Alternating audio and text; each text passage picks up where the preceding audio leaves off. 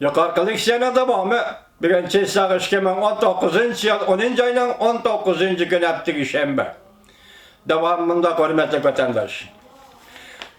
Devlet Meclisi azaları, Kompartiyanın davranları, çalvakaşları, agahlandırışları, popozaları aldı demekine kıklık koydu halas. Amerika'da Kengaş Palatası hem tabii ki attın tizginde yarının libidin tartınla degen agahlandırışları pisent kılmay. Şangan kanun layihəsinin Kengaş Palatasının umumi yığınında makullanışını ilgiri sürüp, en ahire Prezident Trump'ın imza koyuşağı yollaydı. Şundak deyişimiz mümkün ki, Cumhuriyet Partiyasının agahlandırışlarının, popozlarının kançılık güçsüzlüğü özüden özüge məlumdur. Şuna Amerika'nın yüzünü yıkıp, hissiyat bilen iş görüp, Amerika halkının menfaatini oylap görün, devatın. Köp yıllardan beri Amerika'nın Şangan bilen bolgan, soda kızıl rakımı Amerika'nın dünyanın her kaysı jaylarındaki soda şerikleri peyda kılgan kızıl rakamdan üstün bulup geldi. Bunun da ötken 10 yılı umumlaştırganda kızıl rakam Amerika ile Şangan oturusunda 200 milyar 970 milyon dolar yetken bolsa 2018 yılı bir yılda bu kızıl rakam 300 milyar 380 milyon dolar yet. Demek Cumhuriyet Amerika sodası 101 vatkan dolar bu başka. 1500 milyar 400 milyar etrafı değil. Endi hazır Şangan'la Amerika oturusunda buluvatkan sodadan peyda buluvatkan kızıl rakam yani teatürpe. Yok Allah. Eğer Şangan'ı kölen Cumhuriyet'in teatürpe kızıl rakamını koysanız tahminen 300 milyar dolardan değil. Her yılı 600 milyar dolar. O da yaşar. 300 milyar dolar 380 milyon dolar koyuldu. 300 milyar 380 milyon dolar koyuldu 2018 yılı. Eğer Amerika kanun asasında Şangan'a alaylı muamele kılışlı emelden kaldırdığan iş bolsa, şüphesiz ki Amerika'nın soda ticaret tamponluğunu bozup taşlaydı.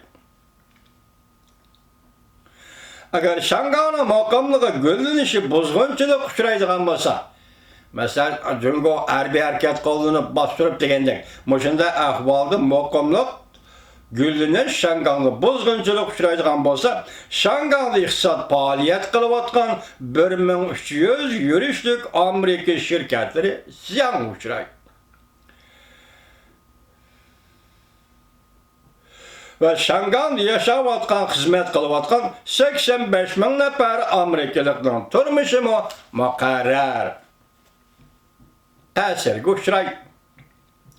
Enek boldu ki Avam Palata başlığı Nancy Pelosi hanım Avam Palatasının umum yığınıdır nutuk sözlüp Cumhuriyet'in köngül bölüşlerine zerbi berip ötken 10 yıldan beri kişilik hukuk davaları soda menfaatlerinin aldığı mağlup bulup geldi. Amerika Koşmuş Ştatları özünün kıymet karaşlarını bedel kılıp tölüp pul üçün vicdanını setip etmesliği gerekli görsetti. Palata başlığı, Avam Palata başlığı Nancy Pelosi hanım.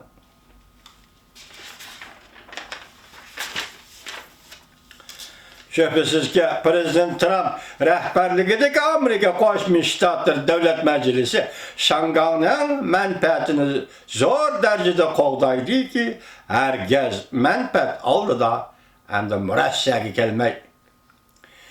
İşletmegen hile, mekere kalmagan Kompartiya en ahırki tedbir usulü ornada bir tedbirini götürüp oturgu çıktı. Ameliyatı Kompartiyanın 5 usulleri, bu usulleri çeklik idi. Yani Amerika güzel bir iş usulleri çeklik idi. Sonra gelişiminin yazmış şeklini söhbetleştim, vazgeçken de Soda kilişiminin yazma şekli söhbetliştin vazgeçkende Kompartiyanın özünün alak buluş takdirini tizletkelligi bulup hesaplanattı. Mesela bir şekil yaki bir vasıta götürüp çıktı. Biz kilişimden yaki yazma kilişim tüzüştün çekinimiz vazgeçimiz dese bu yerde ne mi deydi?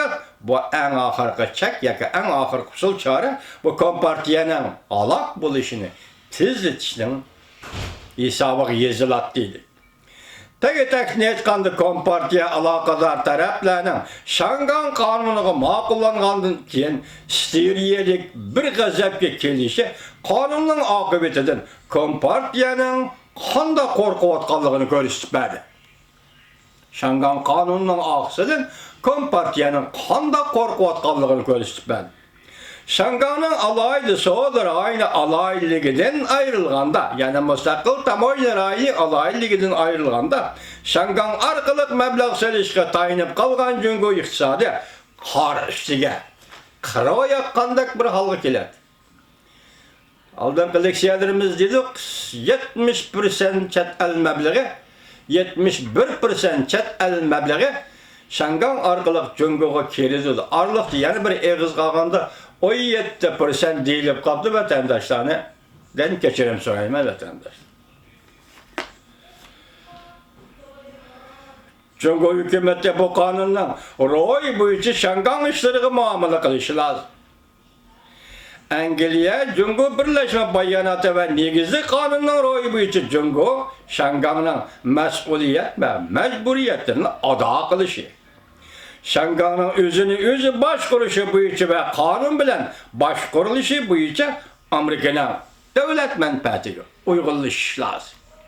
Çünkü Şangan'da Amerika Koşmuş Ştatlarının devlet menfaati var. Şirket 1300 yürüyüşlük 85 bin nefer Amerikalı.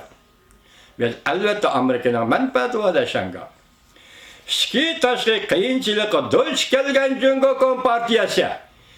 Bu makalemiz azı 6 bet, 3 varak oldu. En ahir hulasa manımında vatandaş Şki taşı kıyınçılıkı duç gelgen Cungo Kompartiyası her xil parçalaş ve parçalanish amillarına takabul turishga mecbur bolgan Cungo Kompartiyası. Biz qarab turibmiz. Qachongacha bardashlik bera oladi? Axirlashdi maqolamiz vatandosh.